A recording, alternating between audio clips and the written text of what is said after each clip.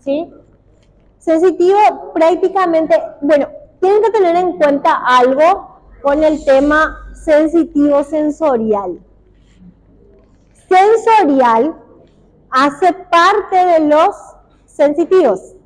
O sea, el área sensorial está implícita en el sensitivo, pero no todos los sensitivos son sensoriales. ¿Se entendió? Ok. Está sensitivo, toda la parte sensitiva, ¿sí? Pero hay una parte, dentro del sensitivo hay una parte sensorial, ¿sí? Hay una parte sensorial. Entonces, pero se suele tomar como sinónimo, así que yo no voy a entrar en esa discusión. Hay libros que lo toman como iguales, entonces yo no voy a entrar en la discusión. Entonces vamos a usar, independientemente, cuando hablamos de sensitivo o hablamos de sensorial, nos estamos refiriendo a lo mismo. ¿Sí? Porque el libro, es más, una versión del libro habla todo de sensorial y la otra edición del libro habla todo de sensitivo. Entonces lo vamos a tomar como iguales para que nadie tenga confusiones. ¿Sí? ¿Qué pasa con los órganos de los sentidos? Perdón, los órganos de los sentidos. ¿Y sí, también lo tengo. Para que haya esta respuesta, para que nuestro cuerpo perciba lo que está sucediendo, tiene que pasar por un receptor. Nosotros estábamos viendo que la sinapsis puede ser química o eléctrica. ¿Sí? Dos tipos de sinapsis, química y eléctrica. Tanto la química como la eléctrica tiene que ir a un receptor postsináptico. Tiene que pasarle la información del presináptico al postsináptico. ¿Sí? Bueno, ahora vamos a ver un poco de estos receptores que detectan los estímulos, ya sea estímulos externos del medio ambiente o ya sea estímulos internos. Porque la parte sensitiva, el estímulo puede estar alrededor, ¿sí? O puede partir, la información puede partir desde nuestros propios cuerpos. Por ejemplo, cuando ustedes tuvieron una indigestión, sienten malestar, quieren vomitar, le duele el estómago, el intestino, eso son informaciones intrínsecas. Son informaciones del propio cuerpo que está mandando una señal dolorosa. ¿Sí? O si ustedes se quema con algo o se golpean, es una información externa. Ambos son estímulos. Estímulos externos, estímulos internos deben de percibirse por receptores sensitivos y mandar la información al sistema nervioso central. La información va a llegar, depende del área que sea, pero primero, la mayor parte, tiene que llegar primero a médula espinal y de médula espinal subir la información al encéfalo. Es decir, la médula espinal le cuenta al encéfalo qué sucedió en las partes más periféricas. ¿Sí? Le cuenta y después el encéfalo baja con una respuesta. Entonces la mayor parte de las vías ascendentes son sensitivas. Y estos estímulos son percibidos por receptores, ¿sí? Receptores sensitivos. Entonces dice, nuestras percepciones de las señales dentro de nuestro cuerpo y del mundo que nos rodea están mediadas por receptores sensitivos que detectan características como tacto, sonido, luz, dolor, frío, calor y demás. ¿Sí? Todo esto se transmite al sistema nervioso central. Por eso dice, receptor, eso es lo que le decía, receptores sensitivos, receptores sensoriales, lo vamos a tomar, como el libro trae los dos, vamos a tomarlo como sinónimos. ¿Sí? Ahora, ¿qué es lo que nosotros hacemos? Estos receptores sensoriales, dicen, convierten la energía del estímulo, o sea, la información traída por ese estímulo, la convierte en una señal nerviosa que va a generar ¿qué? Cambios de voltaje en la membrana del receptor. ¿Sí? Vamos a hacer así. Ustedes tienen su botón terminal. ¿Sí? Como la comunicación suele ser de neurona a neurona, este es el botón presináptico Y acá vamos a tener un botón postsináptico, otra neurona. Vamos a ver que acá en el presináptico puede cambiar, ¿sí? En el postsináptico, yo le voy a poner el ejemplo de una neurona nomás. Hoy vamos a ver que puede ser de varias formas, ¿sí? Este es entonces el postsináptico. Ah, no, postsináptico sin la T. Sináptico. Este es el receptor sensitivo. ¿Sí? Entonces, cuando la señal ya sea química, eléctrica o también mecánica, porque ¿a qué se refiere mecánica? A presión, a estiramiento o deformación, ¿sí? Cualquiera sea el estímulo que va a llegar al receptor, ¿sí? Entonces, estímulo químico, estímulo eléctrico, estímulo físico-mecánico.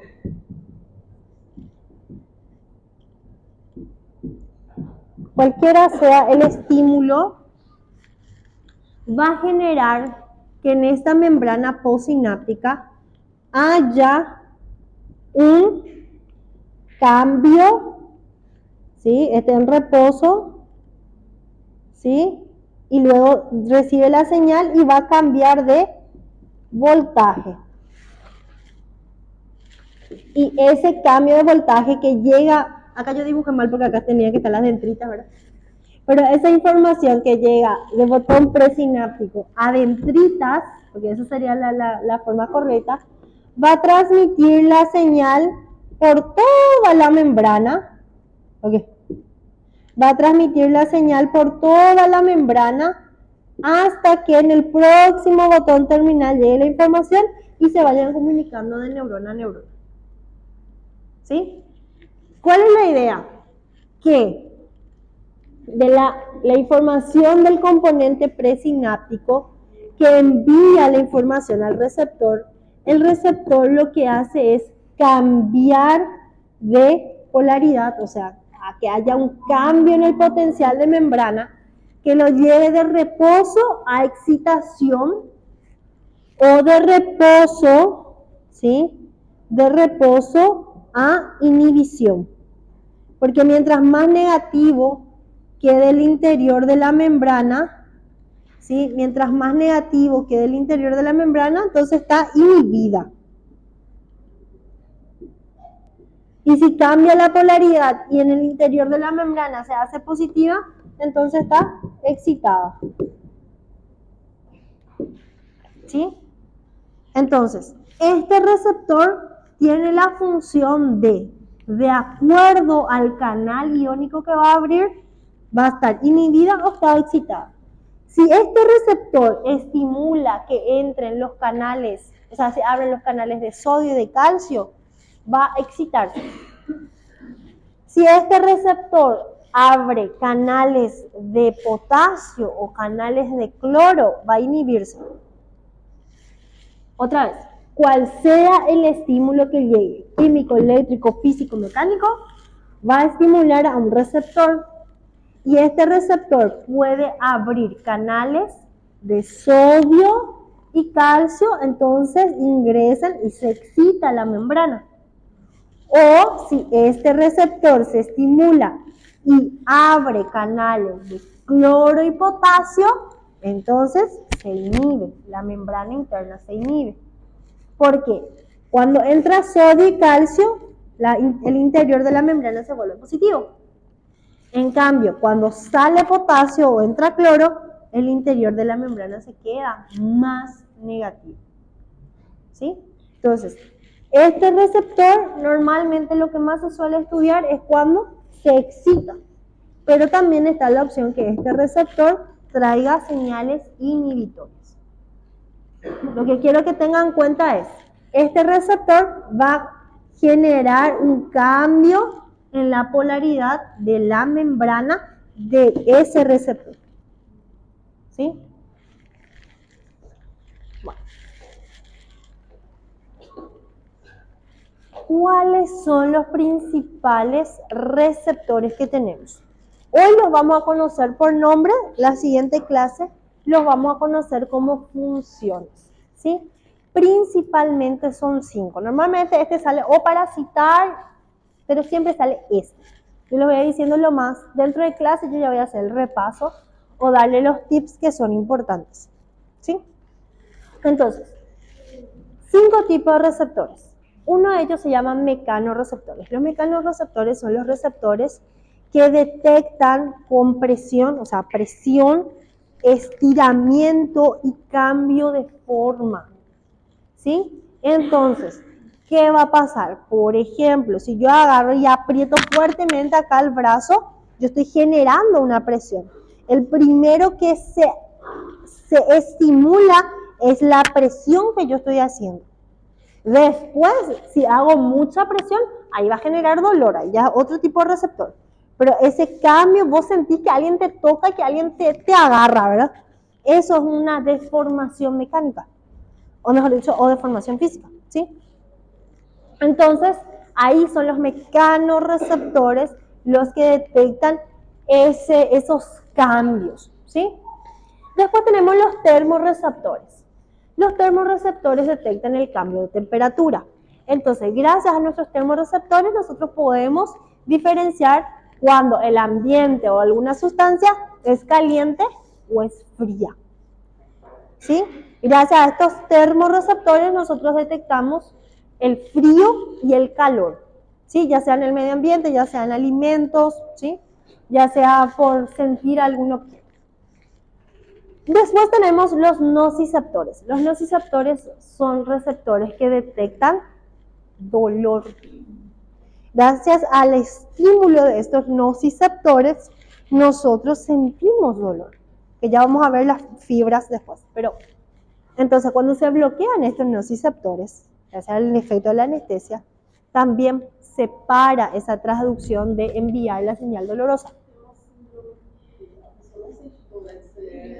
Podría ser, pero ¿qué pasa con estos receptores de dolor? Recuerden que nosotros tenemos algo que se llama umbral, ¿sí? Nosotros tenemos algo llamado umbral.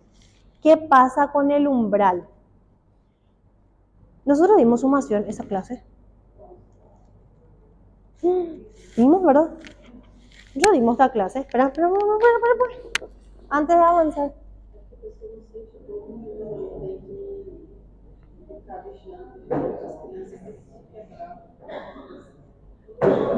¿Qué?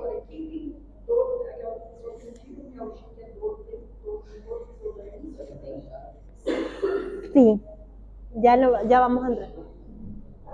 Nosotros dimos esta clase.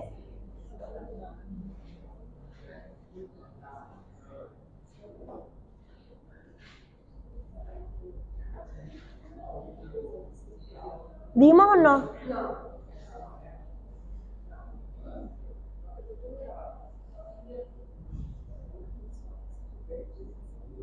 Ah, no, ese sí. ¿Este lo dimos? Bueno, vamos a tener que dar primero este entonces. Con razón no me miraban medio raro. Menos mal le corto. 1, 2, 3, 4, 5, 6, 7. 7 diapositivas tiene. Ajá. Bueno. Bueno, respondiendo un poquito, vamos a ver primero entonces este. Respondiendo un poquito tu pregunta. Nosotros vamos a ver ahora lo que son los umbrales. En dolor hay personas que tienen un umbral más alto y hay personas que tienen un umbral más bajo. El umbral bajo significa que cualquier pequeño estímulo ya genera una reacción. Cuando el umbral es alto, el estímulo que viene tiene que ser demasiado potente para que ahí dispare la acción. Entonces, vamos a ver primero esta clase y vamos a continuar con la siguiente. Vamos a ver qué sucede. Nosotros estábamos viendo, antes de neurotransmisores, nosotros estábamos viendo esto. ¿Dónde está? Acá.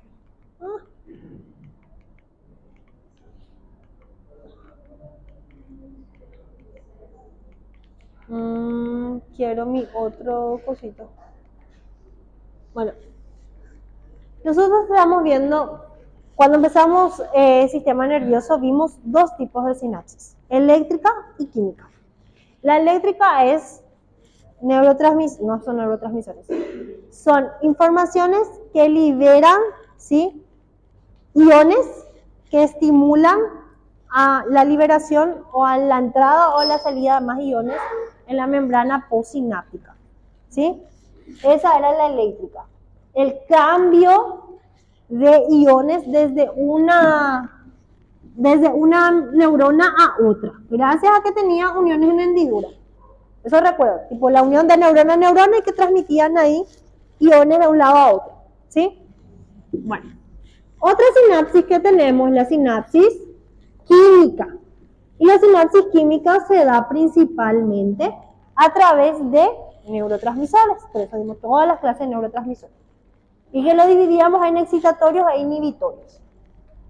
Entonces, esta sinapsis química puede estar mediada por receptores ionotrópicos o receptores metabotrópicos. Ionotrópico significa que estos neurotransmisores generaban en la membrana postsináptica, generaban que haya apertura de canales iónicos. Entonces se liberaba el neurotransmisor, se abría el receptor, o sea, se generaba la unión neurotransmisor con su receptor y aquí había cambio de sodio, calcio, potasio, cloro. ¿Sí? Otro mecanismo del neurotransmisor es que se una a su receptor y que este receptor estimule la formación de segundo mensajero. Eso eran receptores metabotrópicos. Entonces, sinapsis eléctrica, comunicación de iones. Sinapsis química a través de neurotransmisores que se pueden unir a receptores ionotrópicos o receptores metabotrópicos. ¿Sí? Bueno, ahora, ahí ya vimos cómo se da esa unión o se da esa comunicación entre neuronas. Ahora, esa comunicación podría ser excitatoria o inhibitoria. Excitatoria es cuando lleva el potencial de membrana hacia positivo. Inhibitoria es cuando lleva el potencial de membrana hacia negativo. Mientras más negativo sea, más inhibido. Mientras más positivo sea, más excitado. ¿Sí? Hasta ahí me siguen. Ok.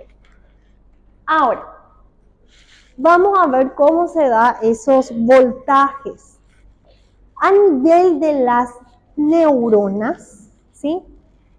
Bueno, en músculo, ¿sí? Cuando dimos músculo estriado esquelético, nosotros vimos que el potencial de membrana en reposo es de negativo 94 milivoltios. Y su máxima excitación a partir de los 60-61 milivoltios positivos, ¿sí? Entonces, en las neuronas también tenemos un potencial de reposo, un potencial de excitación y un potencial de inhibición. El potencial de membrana en reposo de las neuronas es de aproximadamente negativo 65 milivoltios. ¿Qué quiere decir? Como la comunicación entre neurona y neurona tiene que ser mucho más rápida, entonces la membrana de las neuronas son un poquito menos negativas. Mientras menos negativas, más fácilmente se excita. ¿Sí? Entonces, vamos a anotar. Membrana en reposo. Las neuronas, especialmente neuronas motoras. ¿Sí? Las neuronas, su potencial de membrana o potencial neuronal, ¿sí?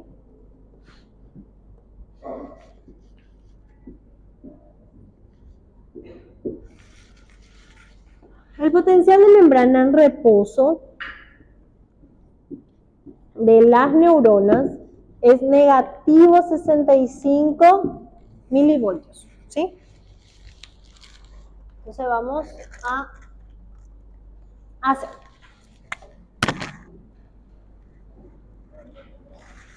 La fase neutra es en cero.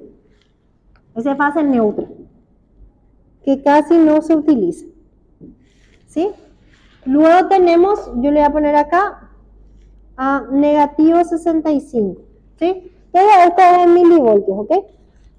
Entonces, negativo 65 es su fase de reposo. ¿Sí? Ok. Si yo quiero que esta neurona sea excitada, yo tengo que hacer que esta neurona vaya hacia el positivo, ¿sí? Porque hacia acá es negativo.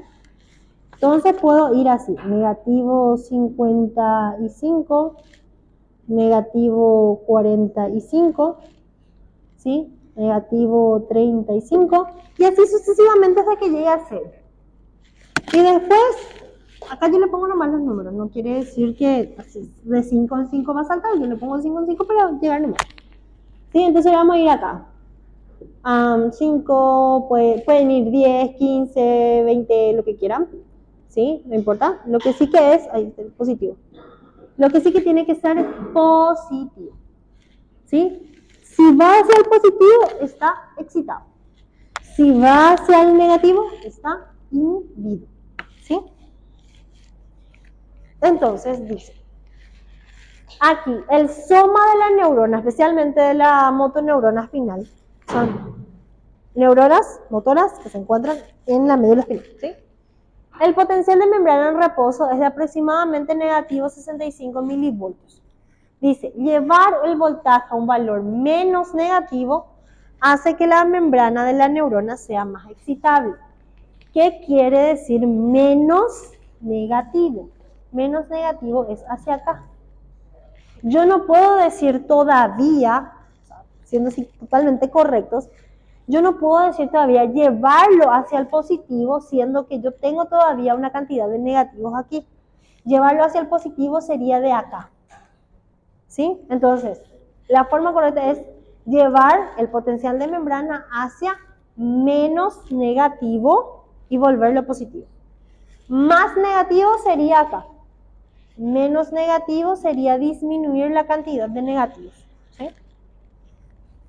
Ahora, dice, mientras el voltaje sea más negativo, hace que la neurona sea menos excitable. Entonces, mientras menos negativo sea, neurona más excitable, ¿sí? Excitable.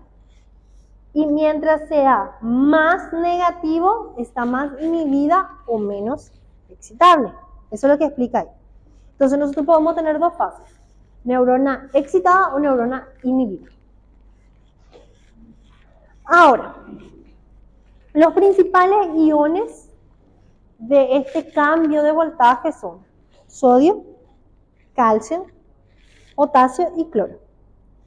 De ellos, sodio, calcio y cloro son extracelulares, mayoritariamente extracelulares. Y el potasio es mayoritariamente intracelular. Manejar el porcentaje, o por lo menos cuál es mayoritariamente de un lado u otro de la membrana, nos ayuda a entender por qué se van a mover los iones de determinada forma. Entonces, aquí vemos nosotros que el sodio es mayoritariamente extracelular. Entonces, ¿cuál es la tendencia del sodio? ¿A entrar o a salir de la célula? Entrar por el gradiente de concentración, favor gradiente de concentración, donde hay más, hacia donde hay menos. Entonces, el sodio va a intentar entrar, el cloro va a intentar entrar, el calcio siempre va a intentar entrar por favor gradiente de concentración. Pero como estos no son sus lugares comunes, el interior de la célula no es el lugar común de estos iones, entonces se tiene que restablecer la membrana para que vuelva al reposo. Y ese poner los iones cada uno en su lugar lo hacen las bombas. Entonces, si hay una bomba de sodio, una bomba de sodio-potasio, una bomba de cloro, una bomba de calcio, una bomba de hidrógeno, que también el hidrógeno en algún momento va a entrar. Entonces, todo esto se genera gracias a los canales iónicos, el movimiento de iones favor gradiente de concentración. Y ahí cambia el potencial de membrana, ¿sí? Para que este potencial de membrana vuelva a reposo, entonces quien reordena los iones cada uno en su lugar son las bombas. Bombas, ya les digo, Si entró sodio, la bomba de sodio lo quita, o hay una bomba que es para 2 iones, que es la bomba sodio-potasio. En la bomba de sodio-potasio lo que hace es quitar más cargas positivas y meter menos carga positiva. ¿Cómo es eso? Quita más carga positiva, quita 3 sodios, más cargas positivas. Y mete menos carga positiva porque mete solo 2 potasios. ¿Por qué yo solo? ¿Por qué no? ¿Por qué quito 3 y no mete 3 nomás para que todo quede en orden? Porque el hecho de que meta menos cationes, menos iones con carga positiva, ayuda a que acá sea negativo, para que esté en reposo. Entonces, el negativo del interior de la membrana en reposo se da, porque por más que esté potasio, no hay mucho potasio. Hay menos potasio y hay más aniones, como las proteínas, los bicarbonatos, bueno, bicarbonatos extracelulares, pero los cloruros están, los cloruros tampoco no es tan, cloruro es más extracelular. Los sulfatos y los fosfatos, esos pues no salen de la célula, o casi no salen. Entonces ayudan a que haya más cargas negativas internas dentro de la célula. ¿Para qué? Para que el interior sea negativo. Si yo quiero que mi membrana esté en reposo, sí o sí tiene que estar la membrana negativa. Su negativo normal, porque si es muy negativo también ya está inhibido. Entonces, acá vamos a ver, dice, efecto de la excitación sináptica sobre la membrana postsináptica. Lo que nosotros vamos a ver ahora, necesito una más. Nosotros vimos qué pasa en la presináptica, qué pasa en la hendidura sináptica, cómo actúan los receptores. Vamos a ver qué sucede acá, ¿sí? Ya sea en la excitación o en la inhibición, qué sucede en la región postsináptica o en la membrana postsináptica. Eso es lo que vamos a ver.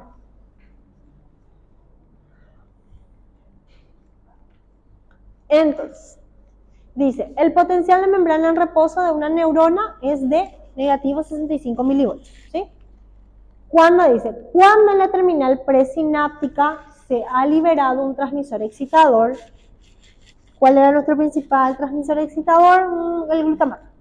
Acetilcolina si quieren, ¿sí? Que también es excitador en ciertas áreas. Entonces, vamos a ponerle ejemplo. Lo que más conocen es la acetilcolina. Vamos a ponerle acetilcolina. El glutamato también. Entonces dice, este transmisor actúa sobre el receptor excitador de la membrana postsináptica para aumentar la permeabilidad de la membrana al sodio. Vamos a usar este más. Okay. Entonces, viene el neurotransmisor, se une a su receptor, y como es un neurotransmisor excitador, va a generar el cambio de los canales, o sea, que se abren los canales y que entre sodio. Eso es lo que está diciendo. Ahora, dice, debido al gran gradiente de concentración del sodio extracelular y la gran negatividad eléctrica dentro de la neurona, los iones sodios tienden a entrar. Entran por 2 motivos. El primero, atracción positivo-negativo. Si dentro de la neurona es negativo, va a atraer el positivo. Primer punto. Segundo punto, hay más sodio afuera. Por gradiente de concentración va a querer entrar. Dice, la rápida afluencia de iones de sodio cargados positivamente en el interior de la membrana, va a entrar ese sodio, neutraliza la parte de la negatividad y así lleva hacia dirección positiva, de negativo 65 a negativo 45. Tengan en cuenta esto, ¿sí? Acá está el reposo. Reposo, voy a hacer más chiquitito pues puedo usar. Este es el reposo y esta área se va a llamar potencial, ahí no me va a entrar todo, potencial postsináptico excitador. Potencial postsináptico excitador. ¿Sí? ¿Qué quiere decir esto? Bueno, esta es su sigla en español. El que es EPSP es su sigla en inglés, pero igual, el orden de los factores no altera los centavos. Bueno, ¿qué pasa? Nosotros, cuando tenemos la entrada de sodio y no es tanta la entrada de sodio, tenemos una diferencia de acá, negativo 65 a negativo 45, tenemos una diferencia de 20 milivoltios, ¿sí? Entonces, esta diferencia de 20 milivoltios es el potencial postsináptico excitador. ¿Qué quiere decir? Cuando mi membrana de reposo pasó a negativo 45, de negativo 65 a negativo 45, este es su umbral. Acá nosotros tenemos el umbral de excitación. ¿Qué quiere decir? Que debe venir potenciales o informaciones que van a hacer esta variación de 20 milivoltios. Cuando el potencial de acción o la información sea mucho más intensa, mucho más fuerte, ahí y supera el umbral de excitación, ahí recién se va a excitar la membrana. Si la señalización que viene es débil, solo va a llevar hasta el umbral. Va a generar de reposo a umbral. En este no va a ser la variación. Todavía esa membrana, esa neurona no va a transmitir excitación. ¿Cuándo va a transmitir excitación? Cuando supere el umbral. Y para superar el umbral yo necesito descargas, ¿sí? O entradas de sodio en mayor cantidad. Necesito que entre mucho positivo al interior de mi membrana para cada vez vaya siendo menos negativo, se neutralice y vaya hacia positivo. ¿Sí? Eso es. La entrada de sodio entonces va a generar la despolarización. Pero para que haya esa excitación, para que la neurona postsináptica pueda transmitir excitación, tiene que superar el umbral. Lo mismo va a ser en el dolor. Si la persona tiene sus umbrales, ahí vamos a ver los umbrales altos y bajos, pero hay personas que necesitan que la descarga sea demasiado potente o el dolor sea exagerado. Para cualquier persona va a ser exagerado el dolor, pero para esa persona, por sus receptores, él ni siente el dolor. Porque tiene que atravesar la descarga, tiene que ser tan alta para que él sienta dolor. Y hay personas que cualquier estímulo, por más mínimo que sea, ya es un dolor exagerado. Yo, por ejemplo, mi mamá tiene este umbral muy alterado y ella, vos le tocas el pelo, así tipo le estiras un poquitito, que para cualquiera sería nada, aunque fue un nena, a ella le genera muchísimo dolor. Cualquier estímulo que vos le hagas exagerado, hacerle los pies es un suplicio, porque por nosotros duele nomás luego, pero ella como si fuese que no sé, le estás disecando en una cirugía sin anestesia. ¿Por qué? Porque personas que llevan años de dolor crónico, ¿sí? Muchos años de dolor, tienen los receptores exageradamente sensibilizados. Ya lo vamos a ver en dolor. Pero estas personas que sufren como la fibromialgia, cualquier estímulo genera un dolor exagerado. Por más mínimo que sea el estímulo, el dolor es exagerado para esas personas. ¿Sí? Sí.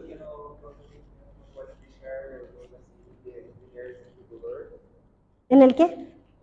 Quando o paciente está no pronto-socorro, com algum trauma, alguma coisa que tem que tratar a dor do paciente quanto antes para não ter a hipersensibilização. Depende, hay. ¿Por qué? Porque hay dolores que sí deben ser tratados inmediatamente. Igual nomás, no importa que sea, tener que tratar el dolor. Pero depende de la zona. Pero hay ciertos tipos de dolores que vos solo podés medicar analgesia una vez que sepas la causa, una vez que sepas el diagnóstico. ¿Por qué? Porque si mi paciente viene con una migraña, obviamente, la idea es parar el dolor. Pero mi paciente si viene con un cólico abdominal y yo le doy analgesia, yo estoy enmascarando la causa.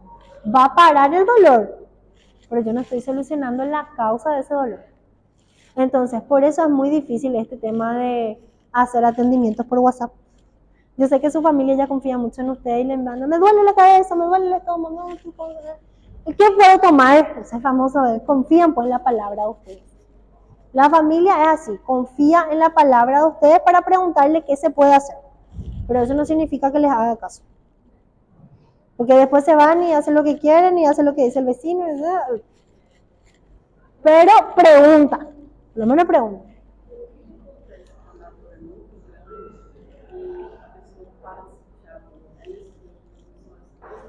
Es lo que vamos a ver en esta clase, que son los receptores de adaptación. Existen dos tipos de adaptaciones, que son las adaptaciones lentas y las adaptaciones rápidas.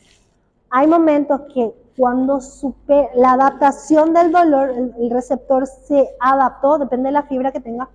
Si el receptor recibió un estímulo muy grande y disparó, pero terminó, por más que siga presente el estímulo, el receptor ya no va a enviar información.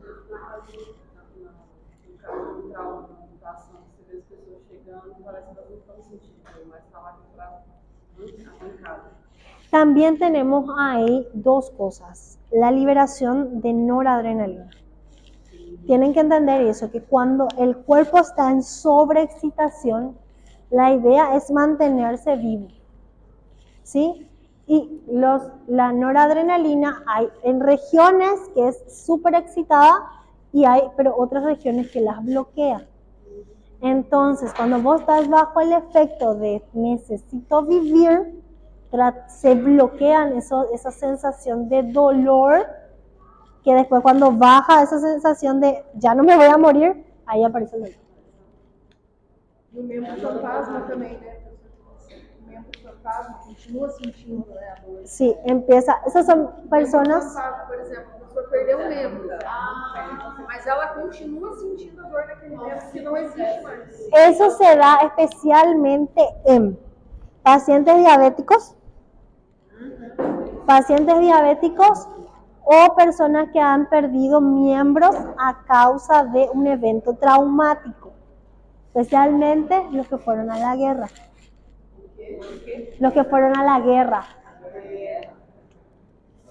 Eso vamos a dar en dolor, no se preocupen, vamos a dar eso en dolor, ¿sí? Bueno, ahora, sí.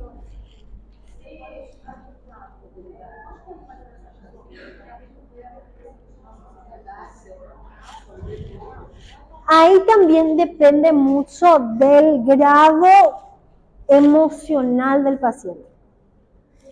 Depende mucho del estado emocional del paciente, porque si bien el paciente siente un dolor, ¿sí? No es falso su dolor, ¿sí? Pero porque hay terminaciones nerviosas que pueden seguir excitadas por un tiempo o sensibles por un tiempo. Tiene una adaptación de meses nada más.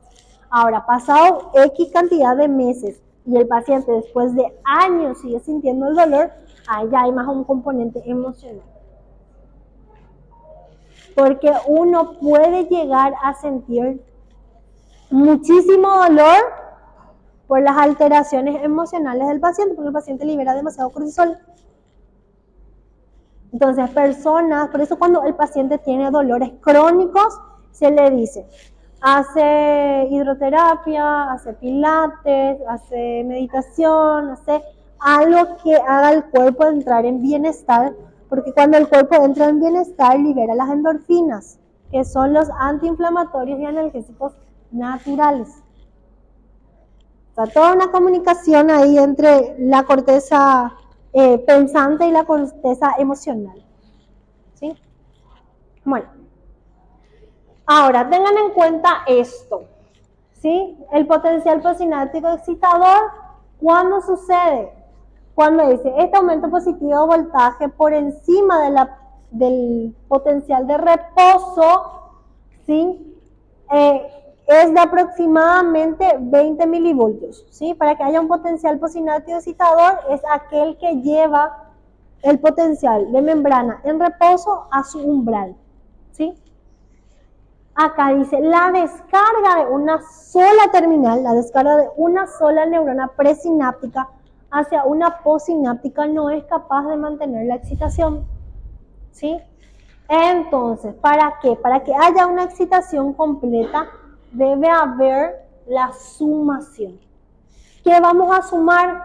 Vamos a sumar señales eléctricas sobre las neuronas postsinápticas, que vamos a ver que son dos tipos, temporales y espaciales.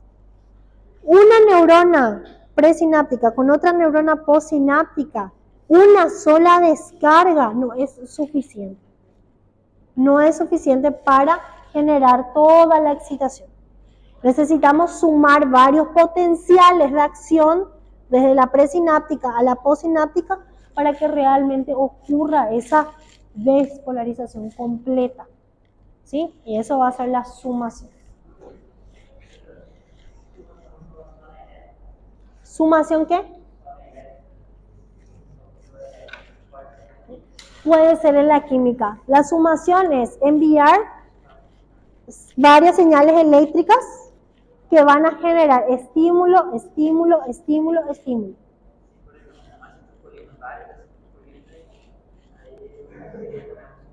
Sí, eso vamos a ver enseguida, porque existen el que es varias descargas de una sola neurona y existen varias descargas pero de varias neuronas. ¿Sí? Eso ya lo vamos a ver enseguida. Entonces, ¿qué tal pasamos de batería? Não, eu pus esse aqui com o carregador externo. Misericordia, este que no tiene. É que Tá, se isso eu é a tivesse pessoa. dormido, eu teria carregado tudo, mas eu cochilei um pouquinho. Né? La Thaisa es la persona más sí, tecnológica que conozco. Bueno, entonces, aquí tenemos nuestro potencial de membrana en reposo negativo 65 milivoltios. Si llega una información aquí de la neurona presináptica, haciendo que la comunicación entre esta neurona y esta neurona, entre el axón y la dendrita, hace que haya una entrada de sodio, entonces lo que va a generar es llevar de la membrana de reposo al umbral, ¿sí? De negativo 65 milivoltios a negativo 45. Cuando aquí está la neurona negativo 45, cuando está en su umbral, la membrana está facilitada. ¿Por qué facilitada? Y fácilmente pueden venir más sodios y ahí recién va a pasar la información excitadora. Porque esta neurona le pasa la información de excitación a esta neurona. Pero esta neurona recibe por sus dendritas, procesa en su cuerpo y luego tiene que mandar la información excitadora también por su axón para otro lugar. ¿Sí? Entonces, a eso nosotros le llamamos umbral excitatorio cuando hay una diferencia de 20 milivoltios, de negativo 65, que es el reposo, a negativo 45. Esa diferencia es llamado de potencial postsináptico excitado. ¿Sí? Ahora, también existe un potencial postsináptico inhibido. ¿Sí? Pero eso ya lo vamos a ver. Entonces acá dice,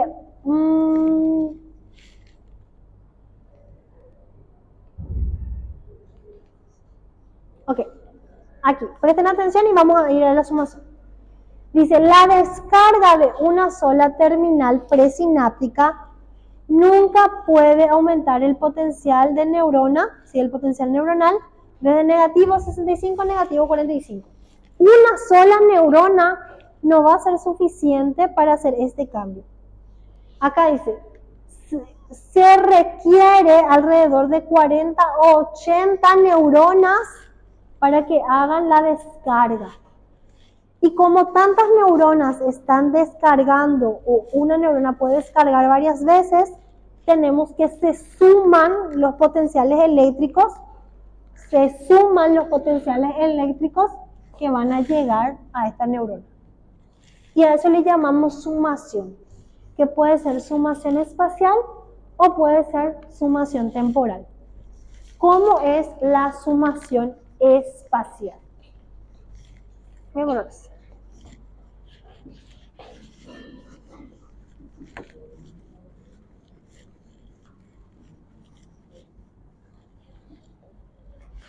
La sumación espacial es así. Bueno, ahora sí ya voy a dibujar decentemente. ¿Sí? Tenemos las dendritas, ¿sí? Y el axón. ¿Ok? Aquí viene un botón terminal presináptico que va a estimular a esta neurona postsináptica. Una sola muchas veces no es suficiente para hacer este cambio. Entonces tiene que venir otra neurona, y son varias terminales presinápticas las que estimulan, ¿sí?, a esta neurona. Entonces viene la señalización, el potencial de acción viene por varios. Y cada potencial de acción permite la entrada de sodio. Cada potencial de acción finalmente genera la entrada de sodio y ese sodio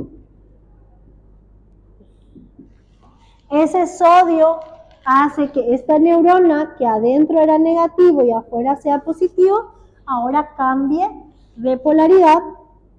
Adentro es positivo, afuera es negativo, y mientras más estímulos reciba, cada vez más va a ir subiendo, ¿sí?, el potencial de membrana hasta que finalmente se va a despolarizar por completo.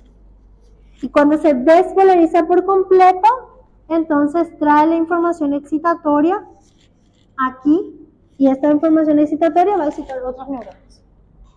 Esa es la sumación espacial.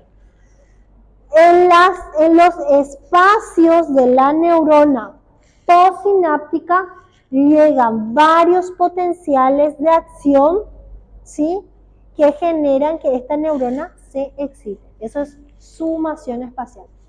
Se suman los potenciales eléctricos o potenciales de acción, se suman para generar la excitación de esta neurona. ¿Y por qué espacial? Y porque se van uniendo los espacios de las dendritas. O sea, en vez de estimular a una dendrita, lo estimulan en varias. Eso es sumación espacial. Ahora, la sumación temporal. Sumación, ¿qué quiere decir? Que suma potenciales de acción. ¿Sí? Suma potenciales de acción.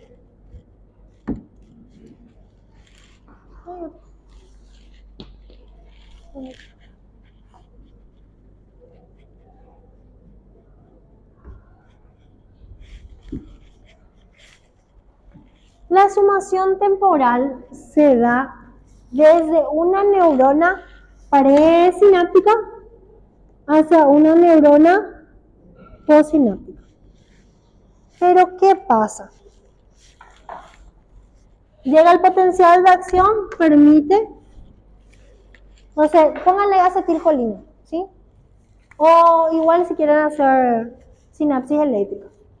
Lo que sí que esta neurona, ¿sí?, potencial de acción permite la entrada de sodio. Otro potencial de acción permite la entrada de sodio. Otro potencial de acción permite la entrada de sodio. Es muy difícil que suceda esto, pero una sola neurona envía varios potenciales de acción porque acá está un estímulo presente, ¿sí? Mientras el estímulo está presente, esta neurona va a enviar una señalización o un potencial de acción que va a generar estímulo, entrada de sodio, estímulo, entrada de sodio, estímulo, entrada de sodio. Entonces, no se suma en los espacios. El potencial de acción se suma por el tiempo de descarga. Por eso se llama sumación temporal. ¿Cuál es el problema de la sumación temporal? Que rápidamente se cansa. Se fatiga muy rápido. ¿Por qué? Porque esta hora si el estímulo tiene que hacer varios cambios para que pueda generar neurona presináptica a neurona postsináptica. Y es necesario, o sea, el hecho de que esta neurona haga tantas descargas en un corto tiempo, es necesario que se canse, es necesario que ocurra la fatiga neuronal, porque ese es un mecanismo de protección, y ya lo vamos a ver. Entonces, resumiendo, sumación espacial dice mayor potencia al aumentar el número de fibras que son estimuladas. Y la sumación temporal alcanza la mayor potencia al aumentar la frecuencia de los impulsos nerviosos. ¿Sí? Esa es la diferencia. Uno aumenta la cantidad de espacios que van a ser estimulados y la temporal aumenta la cantidad de veces que va a ser la frecuencia o la velocidad de esa excitación. Ahora, nosotros estábamos viendo acá qué ocurre eléctricamente durante la excitación. Ahora vamos a ver qué ocurre eléctricamente con los iones durante la inhibición. Bueno, si mi potencial para excitar a la membrana era de una diferencia de 20 milivoltios, mi potencial postsináptico para inhibir es de apenas 5. Porque mi membrana ya está negativa. No necesita mucho para quedarse más negativa. Entonces, no sé si se va a ver. Acá.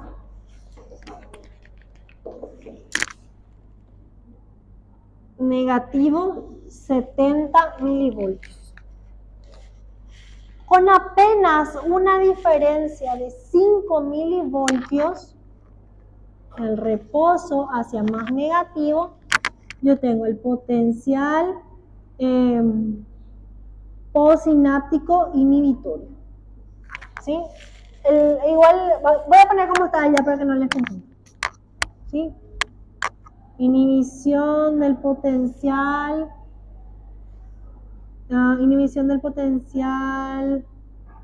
postsináptico, ahí está. Inhibición del potencial postsináptico. Muy bien. ¿Qué tiene que pasar acá? La entrada de cloro o la salida de potasio va a generar que la membrana que estaba en reposo en negativo 65 se haga más negativo y ahora está en negativo 70.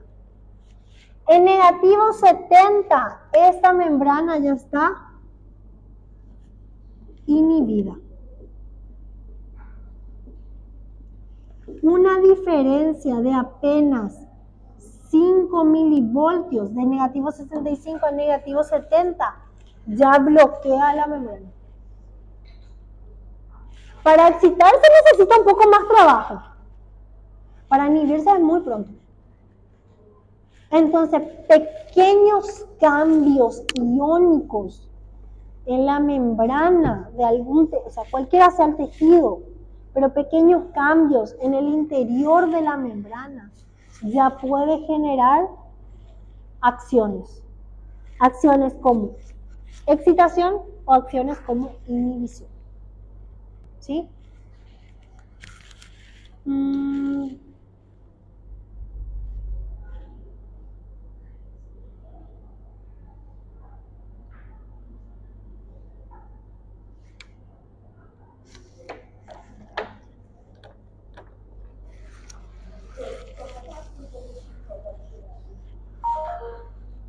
Y no dice el libro su máximo de positivo.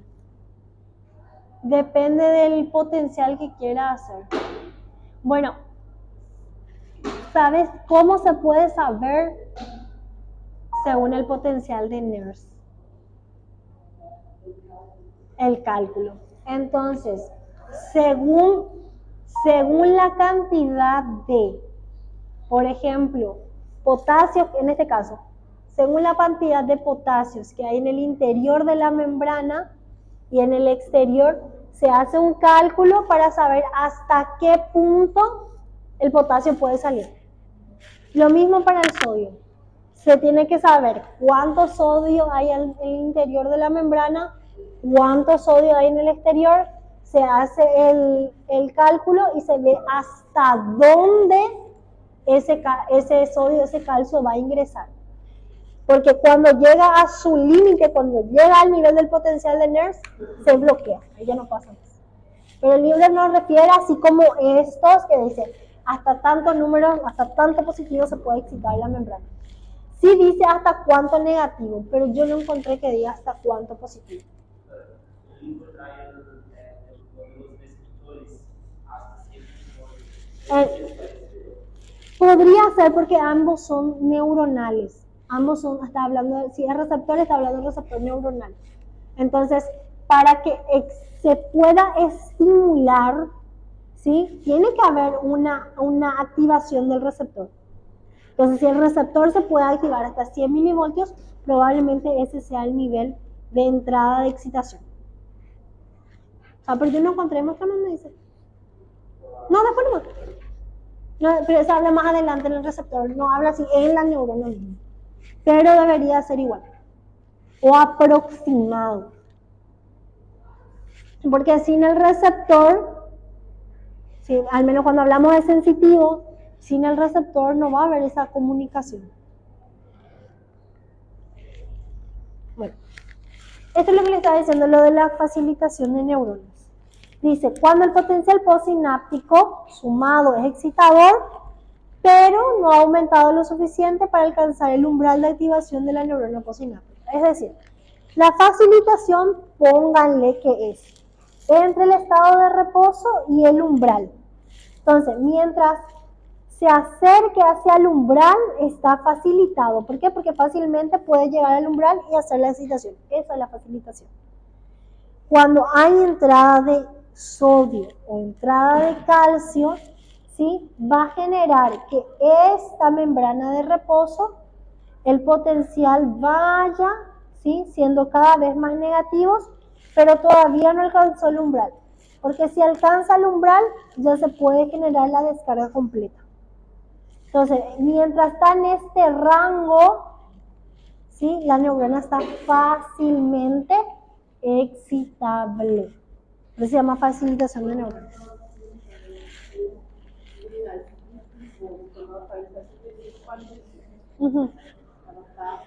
Facilitada. Fácilmente se puede excitar.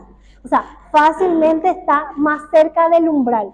Sí o sí tiene que superar el umbral para que pueda excitarse por completo.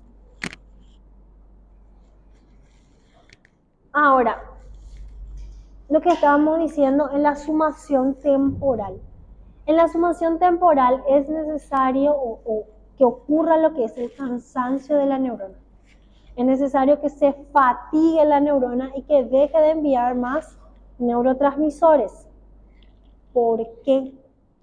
Porque si la neurona no se cansa y esté presente el estímulo, si está presente el estímulo, va a enviar su neurotransmisor.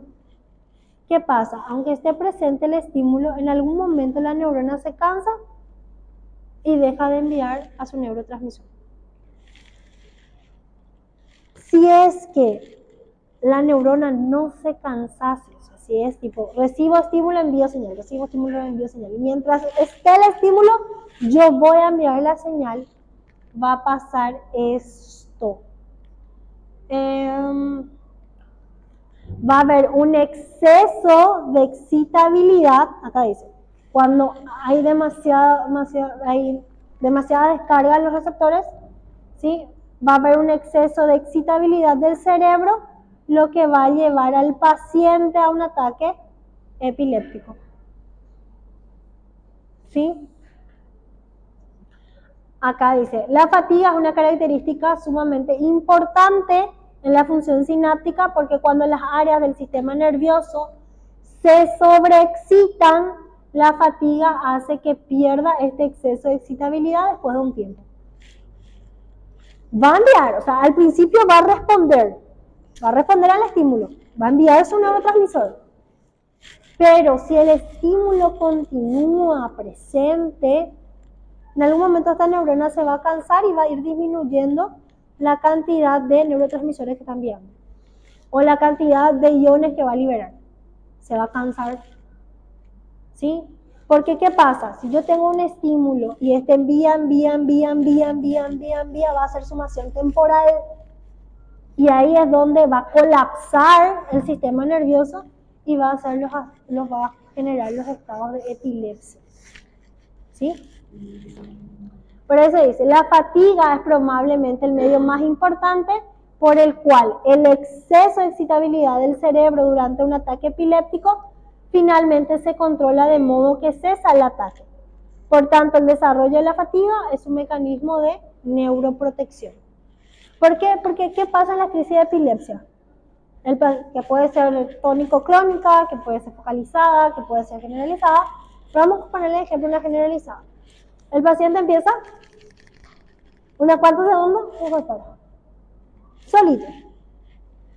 No es porque el estímulo terminó, es porque las neuronas se sobreexcitaron, llegaron en estado de fatiga y dejaron de transmitir la información. ¿Se entiende más o menos? Sí, porque y hay que contar cuántos segundos dura la epilepsia. No sé si alguna vez la epilepsia está dentro de los estados de convulsión. Que otro tema. Pero siempre que vean un ataque, vamos a ponerle de convulsión, dentro de eso está la epilepsia. Posición lateral de seguridad. Van a hacer así, le van a poner al paciente acá, van a cruzar la pierna y lo van a poner de costado. Siempre póngale al paciente de costado. ¿Por qué acá? Porque acá protege la cabeza. ¿Sí? Después le cruzan la pierna y ahí le giran. ¿Por qué? Porque da una reacción de hipersalivación. Y en esa hipersalivación es donde a veces se ve esas espumitas. ¿Sí? No sé si alguna vez vieron un niño que juega con su saliva y hace globitos, como si fuese un chicle. Al niño tipo, no sé cómo hacen los niños, pero están hipersalivando y hacen pequeños balones, globitos con su saliva.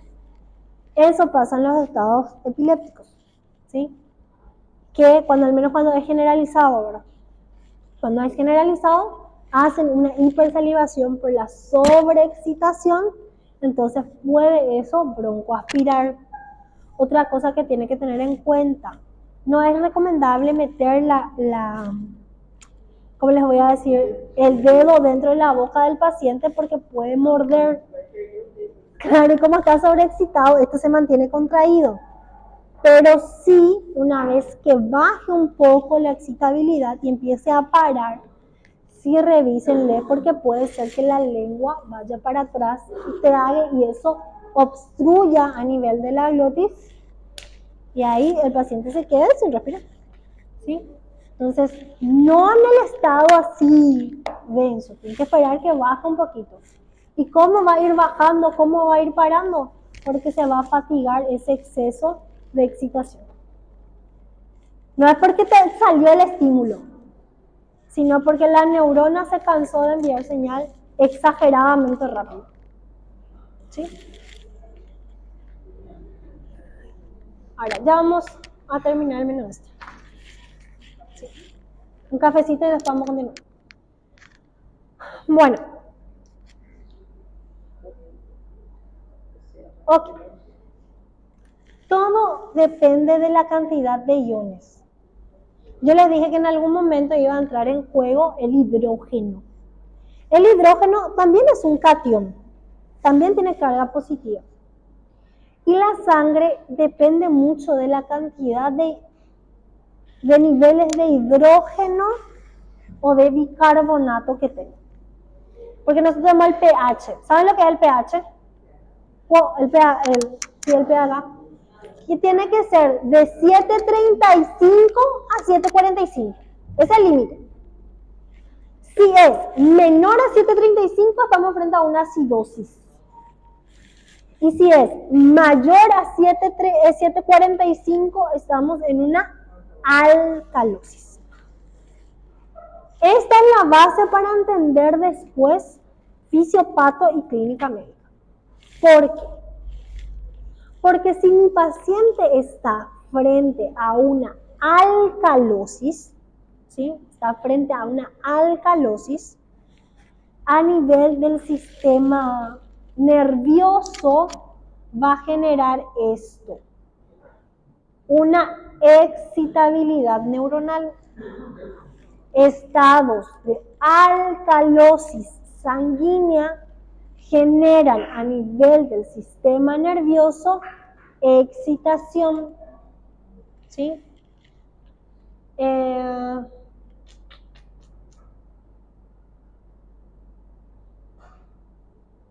Okay.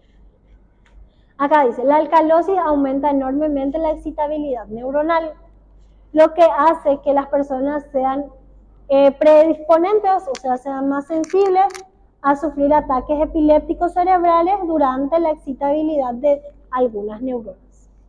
Entonces dice, una persona que está predispuesta a sufrir ataques epilépticos, incluso en un periodo breve de hiperventilación, donde se expulsa más el dióxido de carbono, eleva el pH de la sangre y puede precipitar a un ataque epiléptico.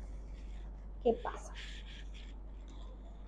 El estado, o sea, la cantidad de hidrógeno depende mucho de la cantidad de oxígeno y dióxido de carbono que haya. Porque nosotros cuando estudiemos glóbulos rojos, vamos a ver que los glóbulos rojos transportan oxígeno, pero también transporta dióxido de carbono. Ese dióxido de carbono, cuando llega a nivel pulmonar, ¿sí? Se va a liberar el dióxido de carbono, pero el dióxido de carbono en sangre muy poco está como CO2. Pasa que cuando el CO2 sale del tejido y entra a la sangre, poco están así fluyendo el CO2. Lo que normalmente pasa es que el CO2 se convierte en bicarbonato. Y el bicarbonato, que es la parte que da la base, ese sí, recorre todo el torrente sanguíneo y cuando llega a nivel alveolar, hace otra vez el intercambio de bicarbonato a CO2 y ahí el CO2 se elimina. Ok. Los estados de hiperventilación que hacen. El paciente hace, mete poco oxígeno, libera más CO2. Eso va a generar por un cambio químico, que lo vamos a ver al final del año, va a generar que el paciente entre en alcalosis. Por eso el paciente en alcalosis o que está respirando de esa manera, se desmaya.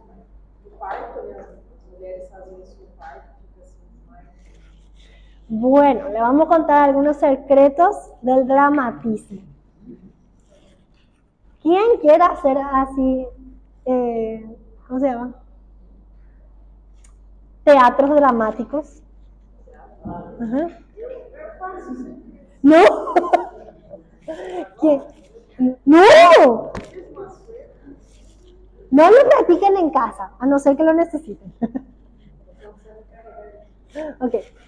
Pasa que si uno va a generar primero un estado de excitación, pero por la fatiga, se va a caer. ¿Sí? La hiperventilación lleva a la alcalosis por una sobreexcitación del sistema nervioso, pero el sistema nervioso cuando se excita demasiado, se fatiga también demasiado rápido, el paciente se desmaya. Entonces, yo no sé, esos ataques de ansiedad que vos pones tu boca dentro de una bolsa y ahí respirás, para mí no tiene sentido. O sea, lógica fisiológica no la encontré todavía. Capaz me expliquen, por favor, si lo encuentran.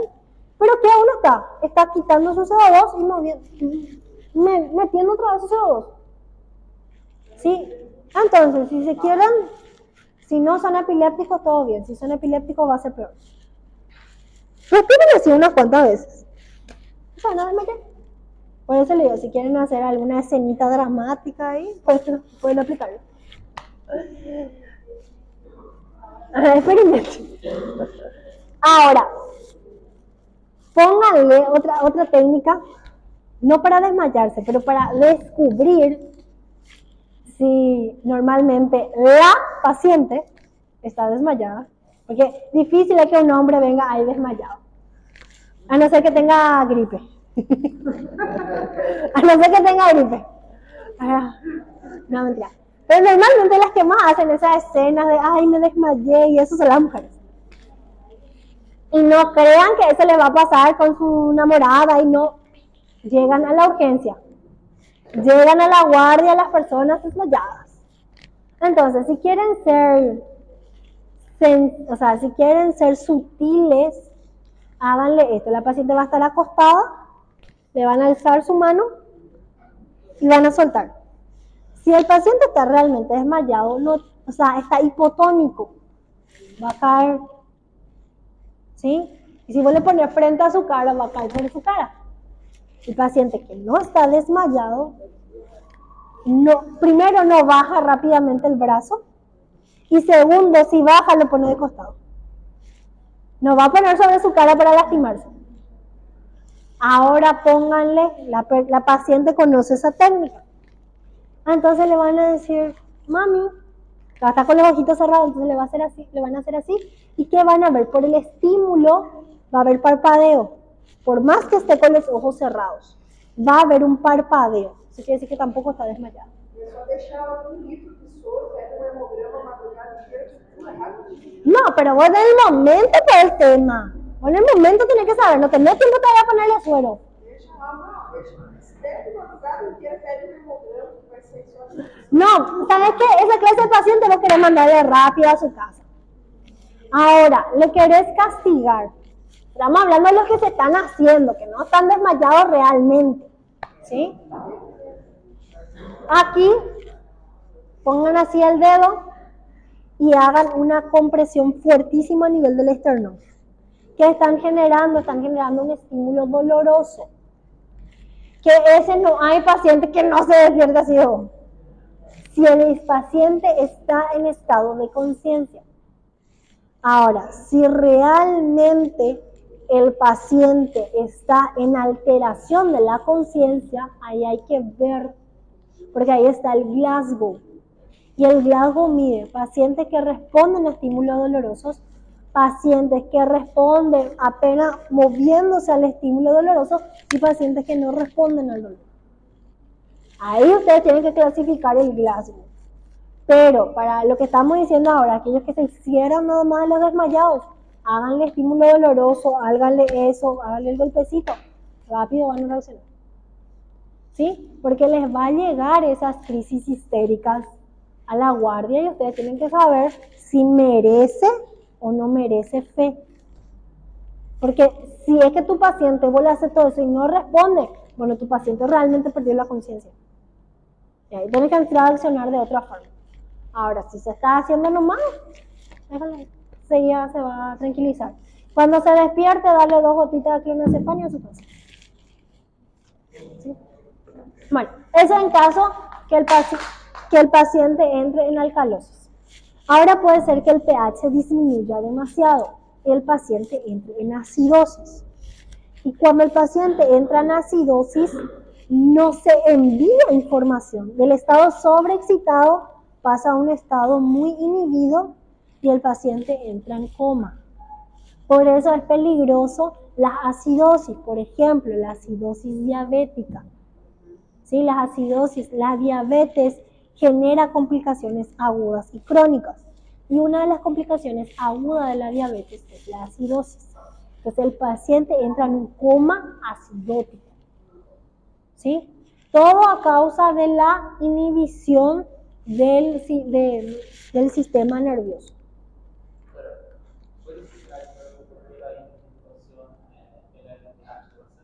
¿Qué cosa? Porque la hiperventilación eleva el pH de la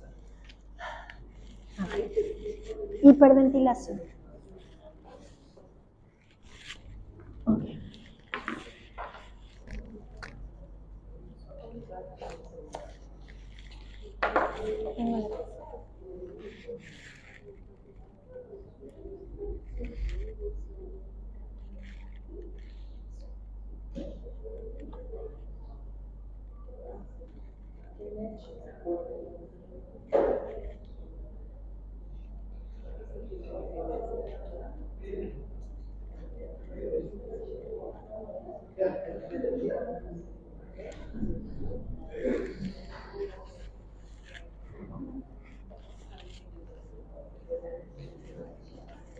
Esta es la clase que vamos a dar a final de año. Ahora no te voy a explicar todo el proceso, pero te voy a decir dónde está. Acá. Cuando nosotros vemos la clase de glóbulos rojos, vamos a ver varios mecanismos. Uno de los mecanismos es el transporte de CO2. Otro de los mecanismos es la bilirrubina, la formación de bilirrubina. Y otro mecanismo es el metabolismo del hierro. Todo esto es a partir de la degradación de glóbulos rojos. Entonces, cuando vemos glóbulos rojos, vamos a ver una parte que es el transporte de oxígeno. Cómo el oxígeno sale aquí del tejido, de cualquier tejido, porque el CO2 es desecho, ¿sí? Desecho de la respiración celular, y eso tiene que ir al glóbulo rojo, o puede ir, mira, puede ir. Hay tres formas. Pequeño porcentaje está el CO2 solo en plasma. Otro porcentaje se junta con la hemoglobina, pero el mayor de los porcentajes se convierte en bicarbonato. Y cuando se convierte en bicarbonato también se libera hidrógeno. ¿Sí? Y este juego entre bicarbonato e hidrógeno es lo que causa el equilibrio ácido-base. Entonces, si yo tengo un exceso de retención de bicarbonato, puedo generar una alcalosis, o igual con el CO2, ¿sí? Entonces, es largo, o sea, necesitas toda una información previa para saber. Pero acá, el bicarbonato viene de dónde, dependiendo del CO2. Entonces, este juego entre cantidad de bicarbonato e hidrógeno genera un equilibrio. Entonces, hay dos formas en que se genera la acidosis, hay dos formas en que se genera la alcalosis. Una de dos. En la acidosis, por ejemplo, vos tenés exceso de hidrógeno, exceso de componentes ácidos, ¿sí? O tu componente ácido está bien, pero tenés poca base. Igual, en el equilibrio al final seguís teniendo más ácido. ¿Sí? Entonces, vamos a ver eso. Necesitamos 3 clases mínimamente para que entiendas, pero a partir de esto se da el juego. ¿Sí? Vas a entender al final, pero ahí tenemos que saber. A nivel del sistema nervioso es, si estamos frente a una acidosis, el paciente va a entrar en coma por la falta de transmisión. Y si el paciente está en alcalosis, va a haber una sobreexcitación, que el paciente puede llegar a entrar en un estado de epilepsia, pero como se fatiga la sobreexcitación, el paciente pierde la conciencia. ¿Sí?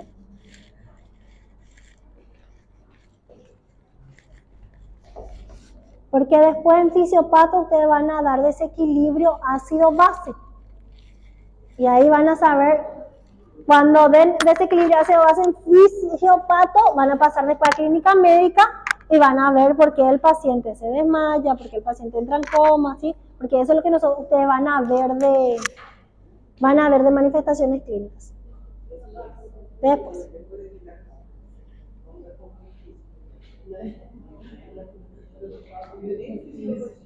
Bueno, 2 diapositivas más y nos vamos al receso. Ahora, fíjense acá. Dice, la excitabilidad de la neurona también depende de la cantidad de oxígeno que haya.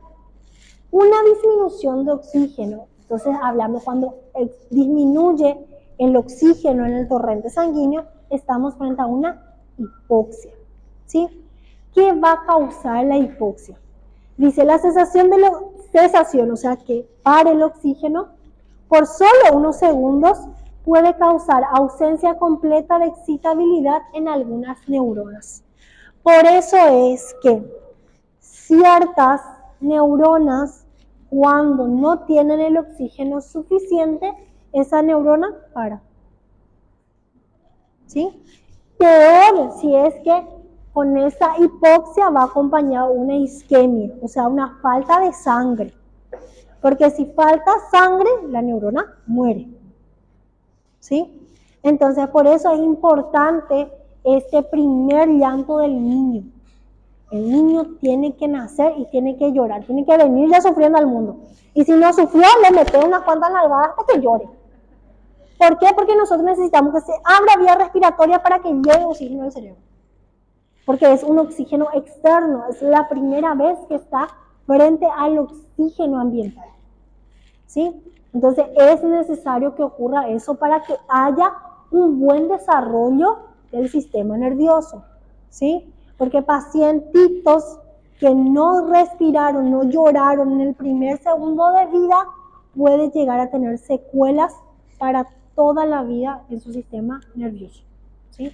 No puede faltar el oxígeno al cerebro. ¿Sí? Entonces dice, más todavía, cuando el flujo sanguíneo del cerebro se interrumpe temporalmente, en 3 a 7 segundos la persona pierde el conocimiento.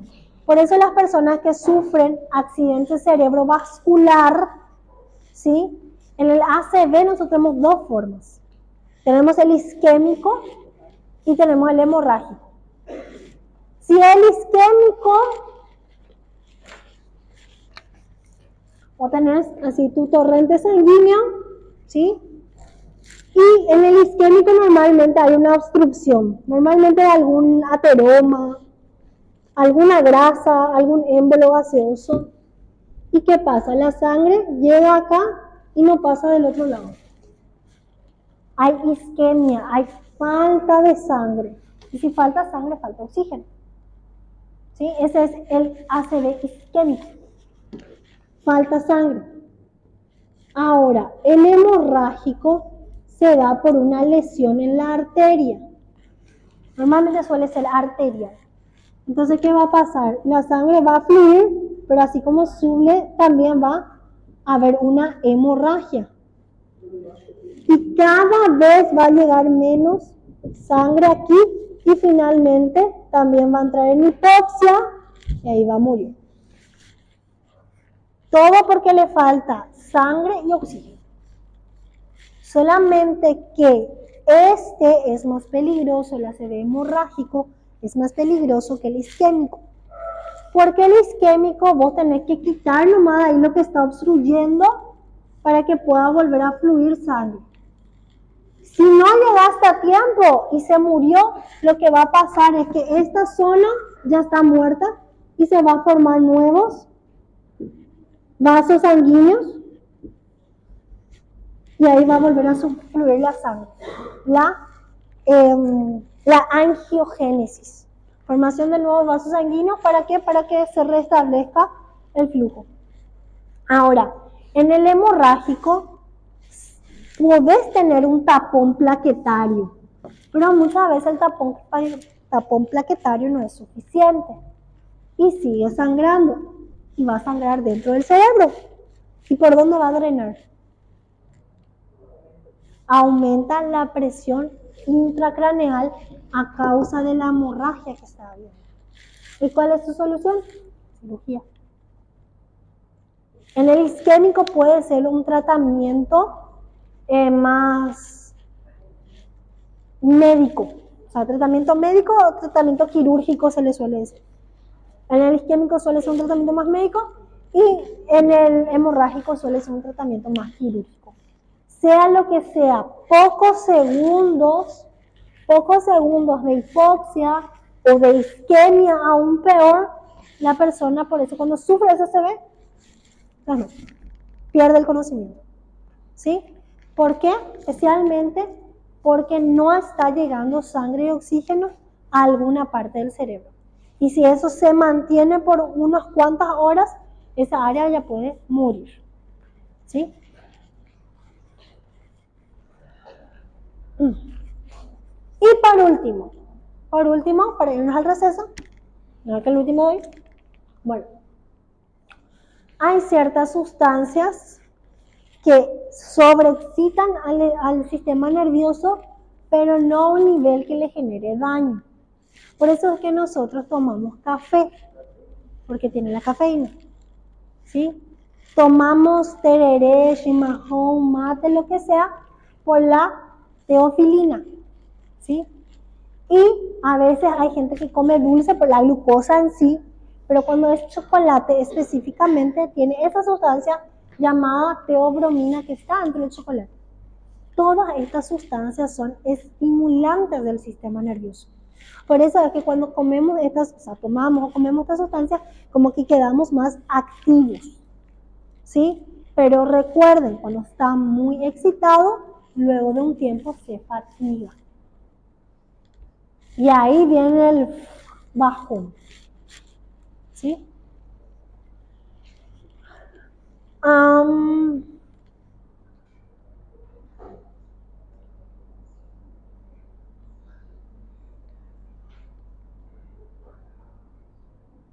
Acá dice, estas sustancias, ¿sí? Como el café, el té y el cacao, todos incrementan la excitabilidad neuronal al reducir el umbral de excitación de las neuronas.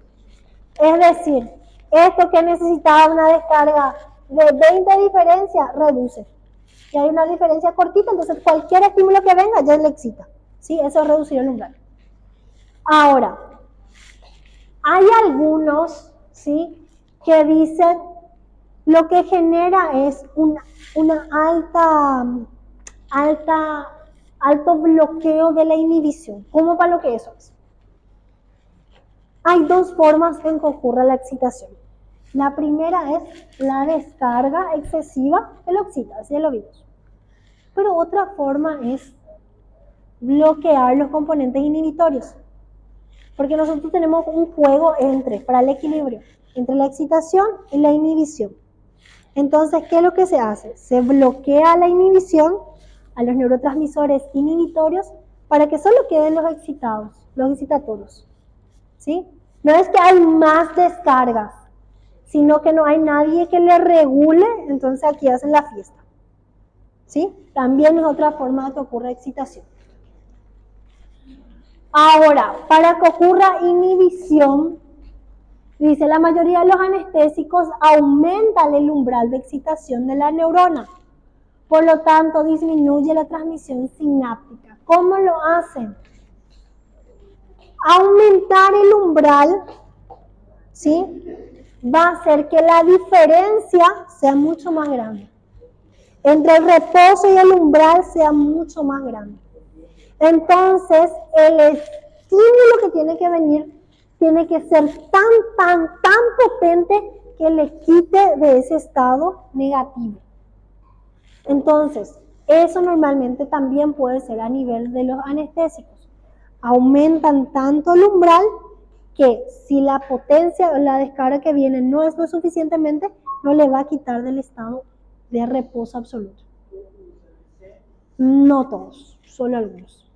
Sí, tiene otra vez la variación. Porque hay anestésicos que bloquean a la excitación. Hay anestésicos que bloquean la excitación. Entonces, todos los neurotransmisores, los receptores que son excitatorios, se bloquean todos y solamente activan los inhibitorios. Hay varias formas, pero nosotros estamos viendo en cada clase una forma. ¿Sí? Bueno, esto es lo que nosotros vimos, porque me faltó aviación, me olvidé que yo no vi esta clase. Lo que nosotros vimos hoy, ahora y mismo, es esto. ¿Cómo ocurre este movimiento entre una neurona y otra? ¿Cómo sucede esta comunicación de neurona a neurona? ¿Cómo sucede la sinapsis excitatoria e inhibitoria? A vuelta al receso vamos a ver los receptores. Y los receptores es eso. ¿Qué ocurre a nivel de la membrana postsináptica cuando hablamos de receptores sensitivos? Porque después hay receptores motores también. Pero nosotros primero vamos a hablar de los sensitivos. ¿Está bien? Bueno, vayan a tomar su café, a estimularse un poco.